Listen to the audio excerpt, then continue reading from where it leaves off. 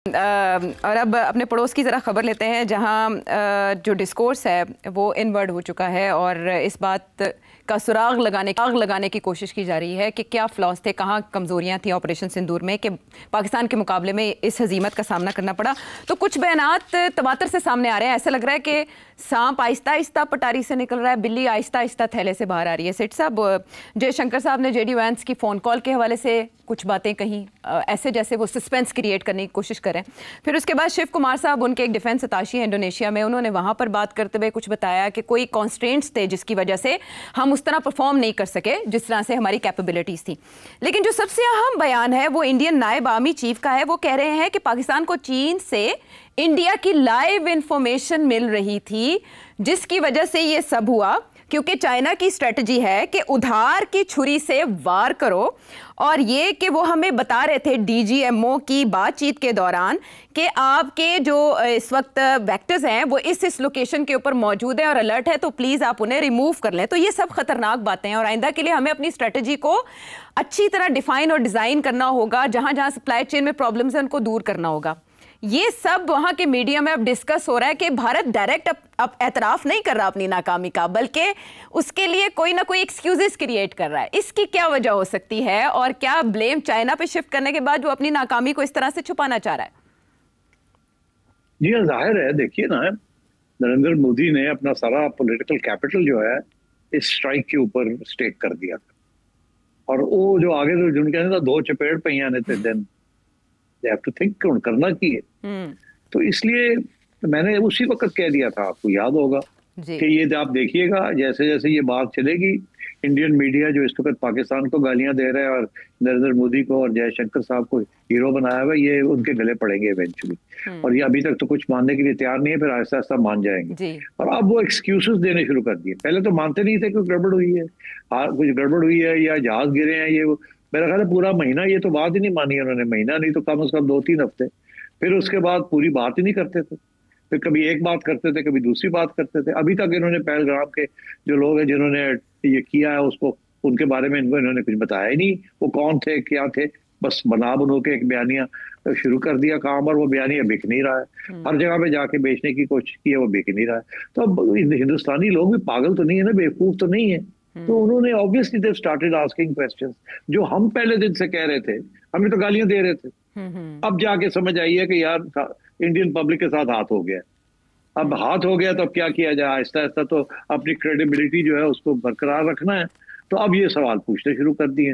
अब Indian armed forces के ऊपर प्रेशर आ गया, तो वो कहते हैं मारे गए सारा साढ़े से ब्लेम आ गया। क्योंकि सियासी लोग तो कभी अपना ब्लेम नहीं अपने ऊपर लेते, वो तो शिफ्ट कर देते हैं कि जी जो लड़ने वाले ने उन्होंने पूछो। आपको याद नहीं है एक नेशनल सिक्योरिटी की मीटिंग थी जहां नरेंद्र मोदी ने कहा था, I have handed everything over to the army and the armed forces, ये खुद फैसला करें। याद है आपको? उसने तो पहले दिन दे दिया था फैसले का, जी इख्तियार दे दिया था कि जी कर लो जो, because he was afraid also कि ये गड़बड़ ना हो जाए। अब वो आर्मी वाले फंस गए। अगर वो एडमिट करते हैं कि गड़बड़ हुई है और हम we were caught off balance या वी लॉस्ट द वॉर या कुछ वी हैड फेलियर्स, तो वो सारी इनके गले पड़ती है। और अगर वो नहीं करते तो फिर सियासतदानों के ऊपर पड़ती है। सियासतदान तो नहीं कभी करेंगे। तो अब ये फौजियों ने अपने एक्सक्यूजेस निकालने शुरू कर दिए कि जी हम तो एक कंट्री के साथ नहीं लड़ रहे थे, हम तो 2 कंट्रीज के साथ लड़ रहे थे। पहले तो ये कह रहे थे कि ये जो चाइनीज है, इन्होंने मिसाइल्स और इन्होंने जहाज जो है वो उन्होंने चाइनीज दिए हैं और चाइनीज ने इनकी हेल्प की है इन दिस वे। तो यार वो तो रशियन जहाज आप ले रहे हैं, फ्रांस के जहाज आप ले रहे हैं, तो इसका क्या मतलब है कि फ्रांस और रशिया ने आपकी हेल्प की है उस तरीके से?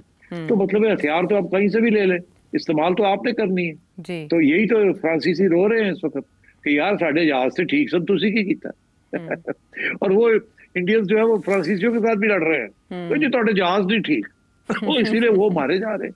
और इधर कहते हैं जी चाइना के नाल हेल्प हो गई है ना, उधर कहते हैं थोड़े जहाज ठीक नहीं सर। अब जाएं तो जाएं कहाँ?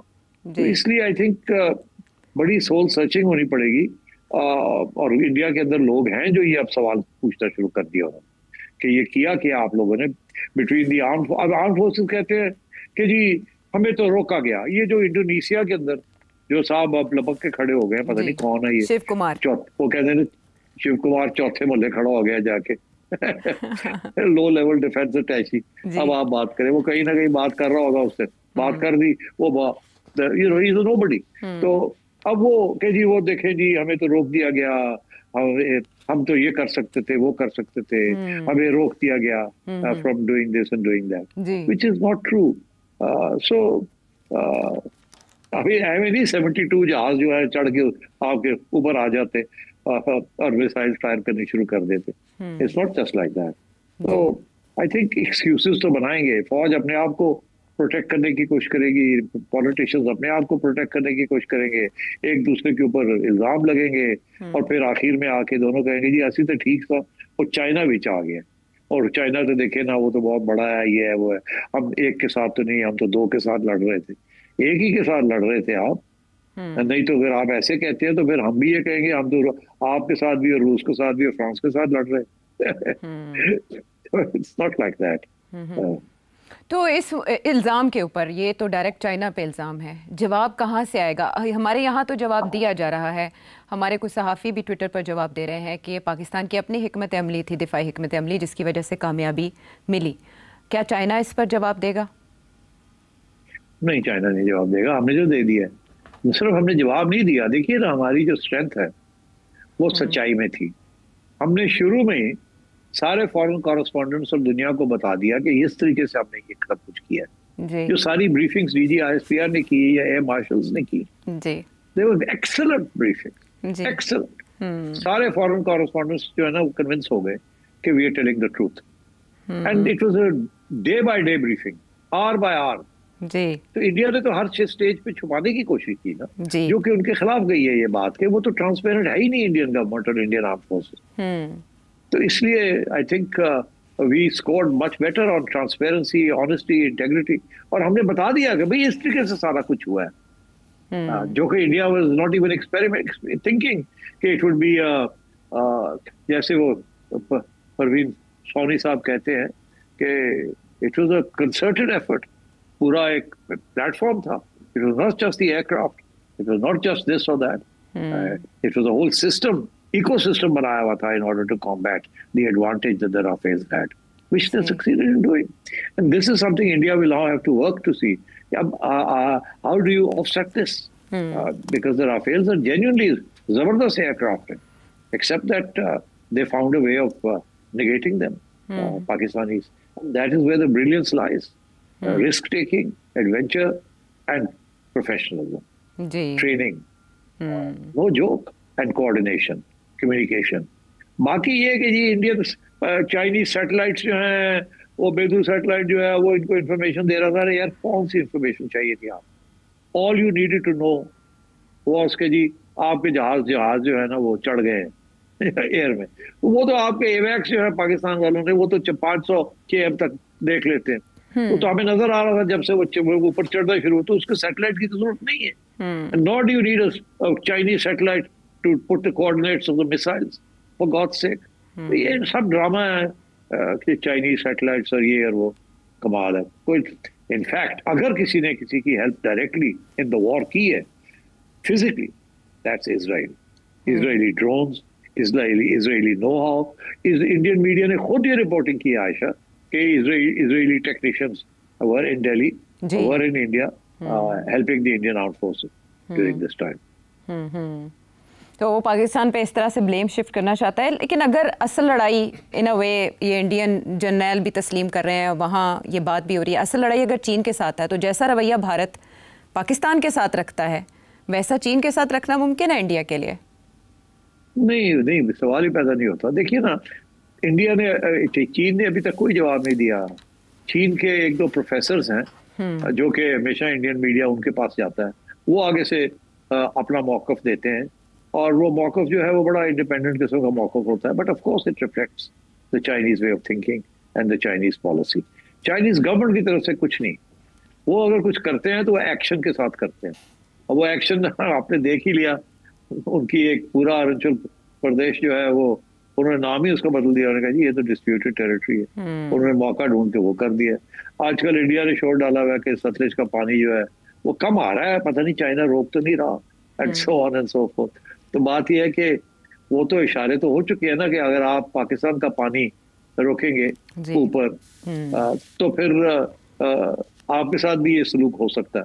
और ये बात तो पाकिस्तान भी कहता है और चाइना भी ऑफिशियली कहते हैं कि पाकिस्तान और चाइना ऑल वेदर फ्रेंड्स। ठीक है सिट साहब, चाइना का रोल स्पेशली ये जो इंडिया के साथ पाकिस्तान का थोड़े दिन की जो जंग छिड़ी, उसमें चाइना का किरदार जो भी था, हमने उसके बाद चाइना की स्ट्रेटजी में चेंज देखा है और पेस तेज़ देखी है। अब ऐसी बाज़गश्त है कि सार्क के मुकाबले में एक मुतबादल प्लेटफॉर्म माइनस इंडिया चाइना बनाने पर गौर करा है, जिसमें बांग्लादेश और पाकिस्तान होंगे शामिल। कितना ये प्रैक्टिकल होगा, प्रैक्टिकली कितना मुमकिन है, और इसमें भारत के लिए फिर क्या सबक है? देखिए, भारत का ये ख्याल था कि सार्क को वो लीड करेगा। वो उस वक्त की सोच थी जब भारत के बहुत अच्छे तल्लुकात थे सारे बॉर्डर मुल्कों के साथ, मगर सिर्फ पाकिस्तान के साथ अच्छे नहीं थे, अप एंड डाउन थे। तो उस वक्त सारे वो जो थे छोटे लोग 6-7 जो बाकी हैं, they were supporting India, backing India. Sri Lanka भी था, बांग्लादेश भी था, नेपाल था, भूटान था, मालदीव था एंड सो ऑन। और वन बाय वन इंडिया के तल्लुकात सबके साथ खराब होते गए। वो बुली ऑन द ब्लॉक। वो आपने जयशंकर साहब की आप देखें, जिस तरीके से वो बात करते हैं, जिस तरीके से वो उठते बैठते हैं, तो यू कैन टेल के एरोगेंस है, शेयर एरोगेंस। अच्छा, वो अब वो नहीं पसंद की लोगों ने, आहिस्ता आहिस्ता सारे खिलाफ हो गए इनके। तो अब वो तो इंडिया ने फिर सोचा अच्छा ऐसी बात है, तो चले हम सार्क में लिफ्ट ही नहीं कराते किसी को, अगर हमारे साथ नहीं है, हमें नहीं सपोर्ट करते, तो चले फिर हम सार्क को छोड़ते हैं। अब ये उनका नुकसान है इसमें, क्योंकि अगर कोई खला जो है ना, खला वो नेचर जो है ना, अब कुदरत खला को एक्सेप्ट नहीं करती। कहीं भी खला होती है ना, वो पूरी हो जाती है। सियासत में तो खैर बिल्कुल ही खला खाली नहीं रहती, जगह खाली नहीं रहती, कोई ना कोई भर देता है उसको आगे। अब आपने अगर सार्क छोड़ दिया, क्योंकि आपको वो लीडरशिप तस्लीम नहीं की जा रही, लोग सवाल करने शुरू कर दिया, तो फिर ठीक है, उससे कोई और वो खला पूरी हो जाएगी। और वो खला जो है वो अब चाइना ही कर सकता है, क्योंकि चाइना का जो रोड एंड बेल्ट प्रोजेक्ट है ना, उसने ऑलरेडी ये सारे मुल्कों को अपने अंदर ले लिया है। श्रीलंका को भी ले लिया है, नेपाल को भी ले लिया है, बांग्लादेश को भी ले लिया है, मालदीव्स को भी ले लिया, पाकिस्तान को ले लिया, अफगानिस्तान को ले लिया। They all are becoming part of the road and belt initiative, some via CPEC and some directly via other. And ये military pact नहीं है, this is a economic development pact. SAARC का भी यही ख्वाहिश थी कि जी प्रेफरेंशियल ट्रेड बैरियर्स, जो ट्रेड बैरियर्स है उनको खत्म किया जाए, प्रेफरेंशियल ड्यूटीज की जाए, आना जाना हो, कल्चरल एक्सचेंजेस हो, इकोनॉमिक डेवलपमेंट हो, इसको एक इकोनॉमिक ब्लॉक बनाया जाए डिस्पाइट योर पॉलिटिकल डिफरेंसेस। मगर India was not ready for that. India wanted the political power behind it, मगर वो नहीं मिला ना, because this ended up screwing up their relationship with everybody. तो अब चाइना जो है वो बिल्कुल इस किस्म की बात नहीं करेगा। अब वो चाइना जो है वो बिल्ड कर रहा है रोड एंड बेल्ट इनिशिएटिव, और उसके साथ साथ वो building infrastructure in all these countries. अब श्रीलंका में पोर्ट बना दी, पाकिस्तान में ग्वादर कर दिया, सिपेक कर दिया, नेपाल में सड़क बनाने जा रहे हैं ताकि तजारत बढ़ सके, उधर सेंट्रल एशिया में जा रहे हैं towards Iran and so on and so forth. Maldives में भी पहुंच गए हैं to help them out development. So that is the Chinese model. So I think अगर चाइना और पाकिस्तान मिलके एक नया ब्लॉक साउथ एशिया का बनाते हैं, मेरा ख्याल है अब वो साउथ एशिया का शायद ना बनाएं, वो शायद इससे बड़ा करना चाहे, साउथ एंड वेस्ट एशिया करना चाहे। You know, that's what I think. अभी आई थिंक इट्स प्रेमेच्योर कि ये सार्क खत्म हो जाएगा और कोई सार्क की जगह पे सेम कंट्रीज माइनस इंडिया। मेरा ख्याल है इसको फिर अब अगर इंडिया को माइनस ही करना है तो इनको फिर वेस्ट एशिया की तरफ जाना पड़ेगा, सेंट्रल एशिया की तरफ जाना पड़ेगा, तो फिर वो शायद थोड़ी बहुत ओवरलैपिंग ना हो जाए विद SCO। तो ये अब देखना है कि what sort of block will emerge. But इसमें कोई शक नहीं है कि ऑल दीज कंट्रीज जो पहले सार्क का हिस्सा थी, except for India, all of them will now become part of the Chinese road and belt initiative. And I think some sort of cooperation, formal cooperation system और platform will emerge. अब वो किधर जाते हैं, India को सोचना चाहिए। I think India should have a rethink. India को सार्क नहीं छोड़ना चाहिए, सार्क को वापस रिस्टोर करना चाहिए, और ये जो कल्चरल एक्सचेंजेस हैं और पीपल टू पीपल है और तजारत है, इसको बढ़ाना चाहिए। अनफॉर्चुनेटली नरेंद्र मोदी की जो सियासत है, it's based on war and anti Muslim sentiment and Islamophobia और हिंदुत्व, और वो नहीं चलेगी। तो मेरा ख्याल है बीजेपी को जाना पड़ेगा बिफोर इंडिया पाकिस्तान, और सार्क की स्पिरिट जो है वो फिर से रिवाइव होगी। तो इस तरह से इन अ वे एससीओ और ब्रिक्स के दरवाजे भी भारत पर बंद हो सकते हैं अगर यही चलती रही स्ट्रेटजी। देखिए एससीओ जो है उसमें तो अब और भी लोग आ रहे हैं और इंडिया को तकलीफ हो रही है, ब्रिक्स में भी और लोग आ रहे हैं, इंडिया को तकलीफ हो रही है, और क्वाड जो है वहाँ इंडिया की अहमियत ही नहीं रही। जहाँ इंडिया पहुंच रहा था वो तो अब क्वाड जो है देयर वरीड कि यार ये इंडिया तो is neither here nor there, क्योंकि इंडिया फुल फ्लैश सपोर्ट भी नहीं करता ना। इंडिया अपनी भी सो कॉल्ड नॉन अलाइनमेंट लेके बैठा जी। एक तरफ रूस के कैंप में है, दूसरी तरफ अमेरिका के कैंप में है, तीसरी तरफ इसराइल के कैंप में है, चौथी तरफ यूएई और दुबई वालों के साथ भी करने की कोशिश कर रहा है। It doesn't work anymore like that. ये सिचुएशन इतनी स्टार्क हो गई है, you have to make choices and India is finding it difficult to do for this balancing act.